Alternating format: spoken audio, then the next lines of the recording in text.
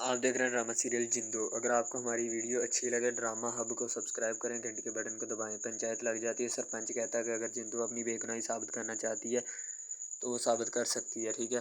वो आग लगाएंगे और उस आग में से जिंदो गुजरे, तो अगर जिंदो जो है आग से गुजर जाती है, अपनी बेगुनाही साबित करे, जिंदो कहती मैं इस बात के लिए तैयार हूँ। सरपंच लगा आग, ठीक है। सरपंच के बंदे जो होते हैं ना, आग लगाते हैं, काफ़ी कोयले जो है ना दहका लेते हैं, ठीक है।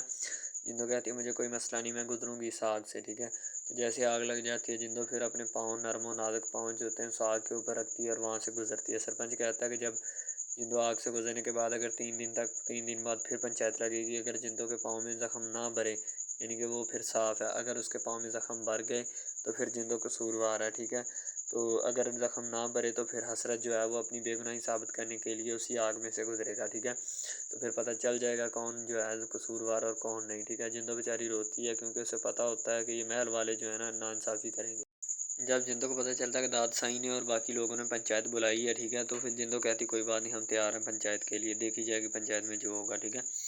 अब मासी जो होती है ना, वो जिंदो को सारी बात बता देती है कि जिंदो ये बात है, इतनी तैयारी से आना, फिर ही तुम्हारा कुछ बनेगा, नहीं तो ये जो लोग हैं ना ये तुम्हारे साथ नहीं चलने वाले, ठीक है। तो जिंदो कहती मासी तो टेंशन ना ले, ठीक है, मैं इनके लिए मुकाबला करने के लिए डाली हूँ, ठीक है। गुल्लू जो होता है ना, वो जुगनी को उठाता है और उठाकर गाड़ी में फेंकता है और ले जाता है। ज़ाहिर-सी बात है उसे यही काम होता है और वो तो कुछ कर नहीं सकता। गुल्लू क्योंकि दाद साईं का और हज़रत का टाउट होता है, शायद इसी वजह से वो इन कामों में बड़ा एक्सपर्ट होता है, ठीक है। जो भी काम करवाना होता है गुल्लू को बोलते हैं, गुल्लू जो होता है ना दस्ती वो काम करके अंजाम देता है, ठीक है। हज़रत की बीवी जो होती है ना, वो भी हज़रत को कहती है कि तू जो होती है ना, क्योंकि उसने हज़रत की नाक में दम कर रखा होता है, वो हज़रत की इन सब हरकतों को छुड़वाना चाहती है।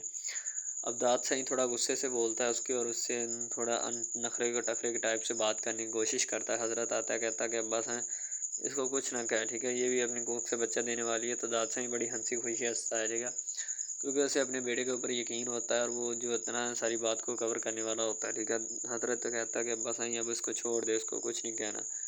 तो दाद साईं जो होता है बड़ा मक्कार होता है, कहता कोई बात नहीं।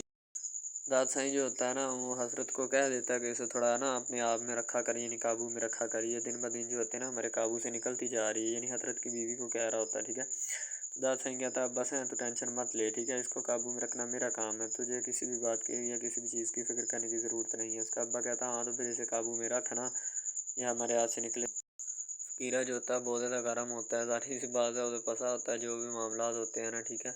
वो चुपचाप वहाँ से जाने की कोशिश करता है लेकिन फिर जाता नहीं है, ठीक है। वो बहुत ज़्यादा गर्म होता है, वो अपने मामलात जो होते हैं उनको सुलझाने की कोशिश करता है लेकिन सुलझा नहीं पाता।